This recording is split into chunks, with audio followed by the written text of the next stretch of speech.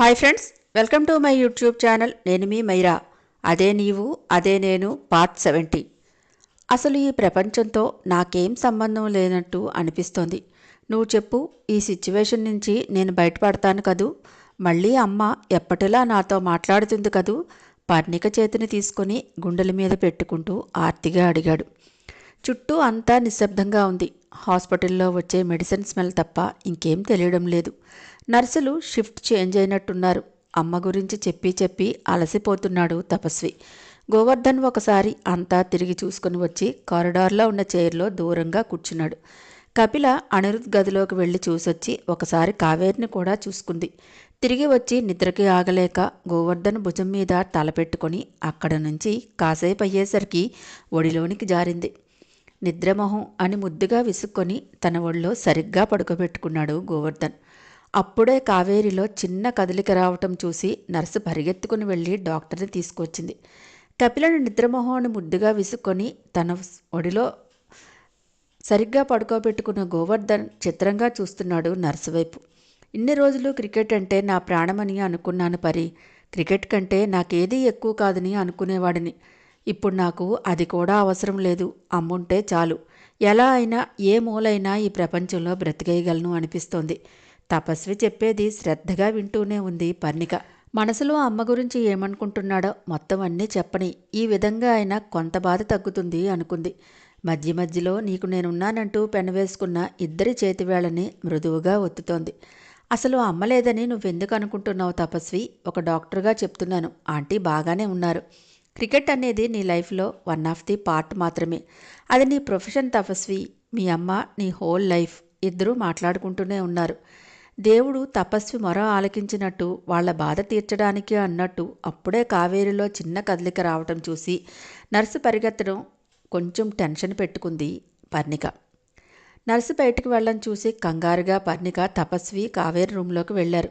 Kaveri pulse check చేసింది. Heart beat పక్కనే ఉన్న మానిటర్లో చూసింది పర్ణిక. తపస్వి, కమాన్, అమ్మ చేతిని నీ చేత్తో పట్టుకో, ఏదైనా మాట్లాడు అంది తొందరగా. తపస్వికి కంగారుగా అనిపించింది. ఏం మాట్లాడాలో గొంతు పెగల్లేదు. తల్లిని అలా చూస్తుంటే అసలు ఏం మాట్లాడాలో కూడా తెలియలేదు. అమ్మ ఆఖరి క్షణంలో ఉందా, అందుకే పర్ణిక కంగారు పడుతోందా అని ఏదీ తెలియక కళ్ళల్లో తిరుగుతున్న నీరు తల్లి రూపాన్ని మసకగా చూపించింది. మానిటర్ వైపే చూస్తున్న పర్ణిక కమాన్ అని బొటనవేలు చూపించింది. నర్సు హడావిడి, డాక్టర్ రావడం రెండూ చూసి గోవర్ధన్ కపిలను లేపి ఇద్దరూ డాక్టర్తో పాటు కావేరి గదిలోనికి వచ్చారు. హూ ఆర్ యూ అని అడుగుతున్న డాక్టరు చిరాకుగా పర్ణికను చూశాడు. హుష్ అంటూ నోటి మీద వేలు పెట్టి బెదిరిస్తున్నట్టు ఆపమన్నట్టు చూశాడు గోవర్ధన్ కూడా. డాక్టర్ సైలెంట్ అయిపోయాడు మరుక్షణం. పర్ణిక చెప్తున్నా తల్లిని చూస్తూ కదలలేకపోతున్న తపస్విని చూసి తనే దగ్గరికి వచ్చి కావేరీ చేతిని రెండు చేతుల మధ్య పెట్టి గట్టిగా పట్టుకోమన్నట్టు గ్రిప్ ఇచ్చింది తపస్వికి. గుండెల మీద చేత్తో తట్టి కమాన్ అని పెదవులు కదిలించింది. కావేరి కళ్ళ నుంచి నీళ్లు పక్కలకి జారిపోతూ ఉన్నాయి. ఆమెను ఏ జ్ఞాపకాలు కదిలించాయో కళ్ళు తెరవాలని, కొడుకుని చూసుకోవాలని తెగ ఆరాటపడుతోంది. తల్లి చేతుల్ని గుండెలకు ఆనించుకొని మరో చేత్తో కళ్ళు తుడిచాడు. అదే చేత్తో చెంపల్ని అపురూపంగా పట్టుకొని చెవిలో మంద్రంగా అమ్మా అన్నాడు. ఊహు, మళ్ళీ గొంతు పెగల్లేదు. దుఃఖంతో మాట తడబడుతోంది. నర్సు మానిటర్ చేస్తోంది. తపస్వి రెండు భుజాల మీద చేతులు వేసి చెవిలో డూ ఇట్ తపస్వి, అమ్మకి నీ మాట వినబడుతోంది. Come on speak out. ఈ క్షణం మాట్లాడకపోతే మళ్ళీ మాట్లాడలేవు అంది పర్ణిక బెదిరిస్తున్నట్టు. డాక్టర్ దగ్గరే నిలబడి చేయాల్సిన మెడికల్ హెల్ప్ చేస్తున్నాడు. కపిల, గోవర్ధన్కి టెన్షన్తో చెమటలు పట్టేశాయి.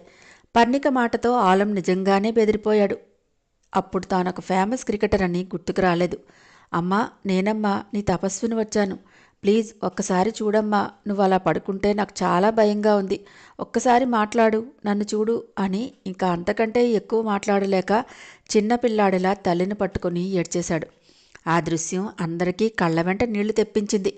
కొడుకు ఏడుపు మనసును కదిలించిందేమో. అతి కష్టంగా ఏడుస్తున్న తపస్వి తల మీద కావేరి చెయ్యి పడటం, కావేరి కళ్ళు తెరవడానికి ప్రయత్నించడం ఒకేసారి జరిగాయి.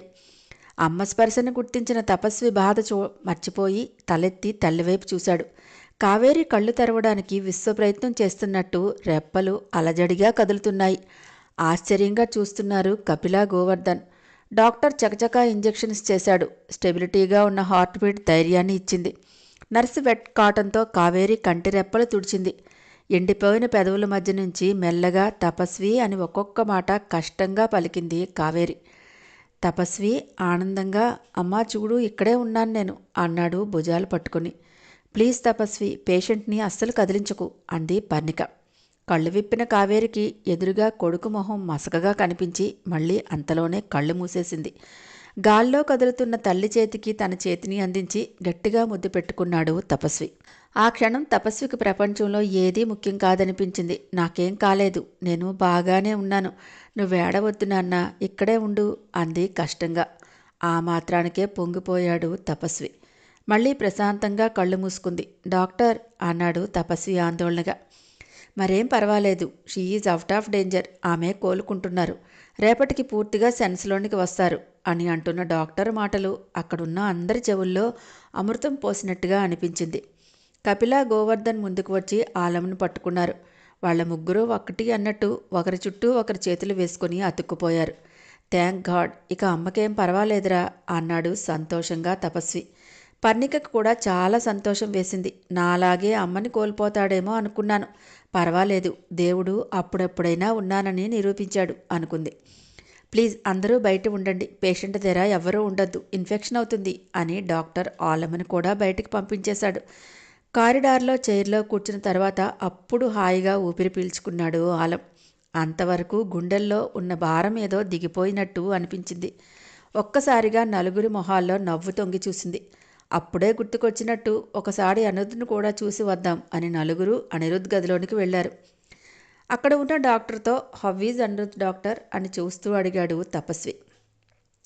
He is in coma stage sir, చెప్పలేం అన్నాడు డాక్టర్. నాకు నమ్మకం ఉంది, అనిరుద్ కూడా కోలుకుంటాడు అన్నాడు ఆలం. తప్పకుండా, నాకు కూడా అదే నమ్మకం ఉందిరా అన్నాడు గోవర్ధన్. టేక్ కేర్ అని చెప్పి బయటకు వచ్చేశారు. అప్పుడే తూర్పు రేఖలు విచ్చుకుంటున్నాయి. మెల్లగా చీకటి వదిలి వెలుతురు వస్తోంది. అరే మీరు కూర్చుంటారా, వెళ్ళి నేను తాగటానికి ఏమైనా వేడిగా తీసుకొస్తాను అని గోవర్ధన్ వెళ్తుంటే వెంట కపిల కూడా వెళ్ళింది. తపస్వి, పర్ణిక ఇద్దరూ వచ్చి మళ్ళీ కారిడార్లో నించున్నారు. చుట్టూ ఉన్న ప్రపంచమంతా మెల్లగా చైతన్యవంతం అవుతోంది. తేటగా ఉన్న తపస్వి మొహాన్ని తనివి తీరా చూసింది పర్ణిక. తననే చూస్తున్న పర్ణిక వైపు తిరిగాడు. సంతోషాన్ని పట్టలేక పర్ణికని గట్టిగా కౌగిలించుకున్నాడు. నిన్నటి కౌగిలి చల్లగా భయాన్ని తెలిపితే ఈరోజు కౌగిలి గోరువెచ్చగా కాంక్షారహితంగా ఉంది. థ్యాంక్ యూ పరి, థ్యాంక్ యూ సో మచ్, ఈ టైంలో నువ్వు ఇచ్చిన సపోర్ట్కి నిజంగా ఒక్క థ్యాంక్ యూ చెప్పి ఊరుకోలేను అన్నాడు ఆనందంతో తనని తాను మర్చిపోతూ.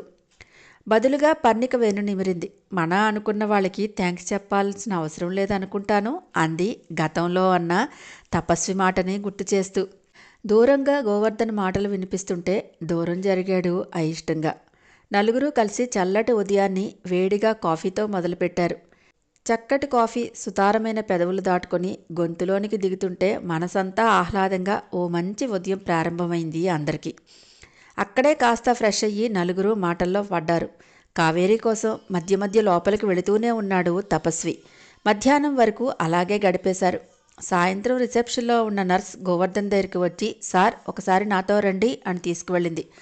ఆలం క్రికెట్ టీం మెంబర్స్ కొందరు ఆ రోజు అభి రిసెప్షన్ కోసం హైదరాబాద్ వచ్చారు. కావేరీ యాక్సిడెంట్ విషయం న్యూస్లో చూసి ఎలాగూ అభి రిసెప్షన్కి వచ్చాం కాబట్టి ఒకసారి ఆలం తల్లిని కూడా చూడటానికి వచ్చారు అందరూ. ఒకేసారి హాస్పిటల్లోకి వచ్చేశారు. గోవర్ధన్ వాళ్ళందరినీ వెంట పెట్టుకుని వస్తుంటే అది చూసిన పర్ణిక, కపిల ఇద్దరూ పక్కనే ఉన్న అనిరుద్ రూమ్లోనికి వెళ్ళిపోయారు. అందరూ ఆలంని విష్ చేసి కావేరిని చూడటానికి ఒక్కొక్కరుగా లోపలికి వెళ్ళి చూసి వచ్చారు. కాసేపు తపస్వి దగ్గర నిలబడి ధైర్యం చెప్పి మళ్ళీ తిరిగి అభి రిసెప్షన్కి బయలుదేరిపోయారంతా. అప్పటికి పర్ణిక, కపిల ఇద్దరూ బయటికి వచ్చారు. ఇంతలో మరియా ఫోన్ చేసింది పర్ణికకి. నేనే చేద్దామని అనుకుంటున్నాను మరియా అంది లిఫ్ట్ చేస్తూ. ఆపరేషన్ పేషెంట్ ఎలా ఉన్నాడు అని అడిగింది పర్ణిక ముందుగా. అక్కడ పరిస్థితి ఏంటి డాక్టర్ అని అడిగింది మరియా. ఇక్కడ పర్వాలేదు, అవుట్ ఆఫ్ డేంజర్ అని డాక్టర్ చెప్పాడు. అయితే డాక్టర్ మీరు వెంటనే బయలుదేరి వచ్చేయండి. ఇక్కడ పేషెంట్ పరిస్థితి అంత బాగున్నట్టు అనిపించడం లేదు. మీరు దగ్గర ఉంటే బాగుంటుందేమో. చిన్న చిన్న కాంప్లికేషన్స్ తలెత్తుతున్నాయి. కానీ ఆపరేషన్ చేసింది మీరే కాబట్టి రాగలరా అని అడిగింది. పర్ణిక ఆలోచించి నేను కాసేపటి తర్వాత చెప్తాను అని పెట్టేసింది. పక్కనే ఉన్న కపిల ఏం జరిగింది అని అడిగింది ఆలోచనలో ఉన్న పర్ణికని. నేను అర్జెంటుగా వెళ్ళాలి. ఆపరేషన్ చేసిన పేషెంట్ పరిస్థితి బాగాలేదని సిస్టర్ ఫోన్ చేసింది అంది. అయ్యో ఇప్పుడెలా? ఆంటీకి పర్వాలేదన్నారు. ఈ టైంలో నువ్వు ఇంకొక రోజు ఉంటే బాగుండును పరి. నీకు తెలుసా ఇదంతా అభిగాడు చేయించాడు అంది. ఒక్కసారిగా షాక్ అయిపోయింది కపిల మాటలకు పర్ణిక. అప్పటి వరకు పర్ణికకు అభి మీద ఏమాత్రం డౌట్ రాలేదు. ఏదో యాక్సిడెంట్ అని మాత్రమే అనుకుంటుంది కావేరికి జరిగినది చూసి. నిజమా? ఆశ్చర్యంగా అంది. అవును పర్ణిక, ఆలం ఆ అభిగాడిని పేపర్లోనికి ఎక్కేటట్టు చేశాడు కదా. వాడేమో టైం చూసి కరెక్ట్గా ఆంటీకి స్పాట్ పెట్టాడు వెధవ అంది. అభిని ఎందుకు టార్గెట్ చేశాడు తపస్వి అంది అర్థం కాక. ఎందుకు పేపర్లోకి ఎక్కేటట్టు చేశాడు? అసలు ఏం జరిగింది? ఎందుకంటావు అని అడిగింది పర్ణిక. ఎందుకంటావేంటి? అభి నిన్ను బాగా హెరాస్ చేశాడని మనోడికి కోపం వచ్చింది. వీడికి అసలు కోపం రానే రాదు. వచ్చిందంటే ఇదిగో ఇలాంటి విపరీతమైన పనులు చేస్తారు. హాయ్ ఫ్రెండ్స్, నా ఛానల్ నచ్చితే కనుక లైక్ చేయటం, షేర్ చేయటం, సబ్స్క్రైబ్ చేసుకోవటం మర్చిపోకండి. పక్కనే ఉన్న బెల్ ఐకాన్ని ప్రెస్ చేయండి. నెక్స్ట్ అప్డేట్ కోసం వెయిట్ చేస్తూ ఉండండి.